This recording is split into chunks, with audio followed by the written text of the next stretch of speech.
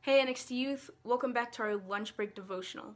My name is Alisha and I am one of the high school Purple Crew leaders, and we are on day 2 of our devotional, Graves into Gardens.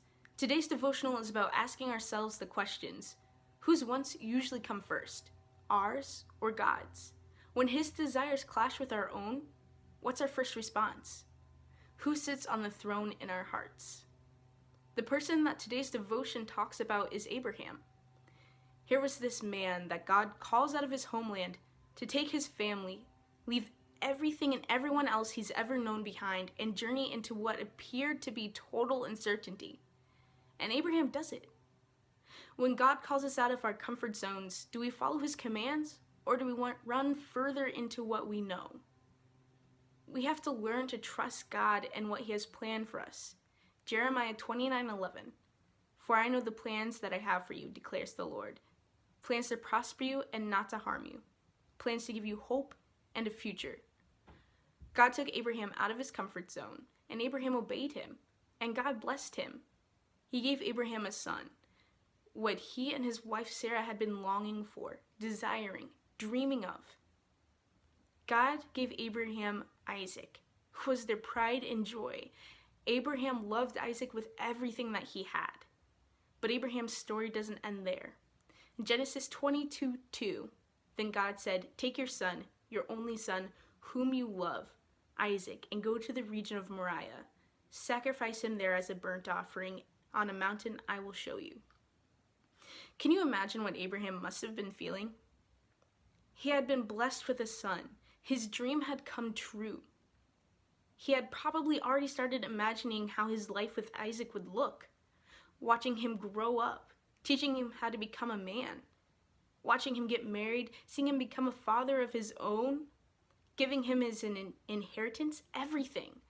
And then here comes God, the very being that fulfilled Abraham's dream in the first place, telling him to give it back. Now I know God isn't telling any of us to sacrifice our sons on top of a mountain. But there are probably a few dreams we love so dearly and hold so tightly that God is asking for us to give back to him. It might have been plans you made this year that because of our current situation and what's going on in the world right now have fallen through. Or it might be a dream that you've been holding on to for years about what you think the future is going to look like for you. And you're confused. Why would he give you such amazing visions for the future and for yourself only to tell you to give it back to him? That doesn't seem fair at all. In fact, it even seems cruel.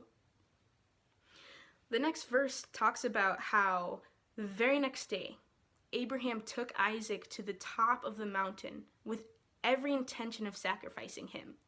Abraham got so far as to putting Isaac on the altar. But right before he could deliver the devastating blow that would have literally killed his dream, an angel appears. Verse 11. Abraham, Abraham. Here I am, he replies. Do not lay a hand on the boy, he said. Do not do anything to him.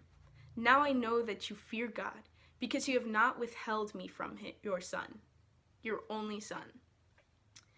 Sometimes we have to show God we know he is more important than the dreams that he has given us.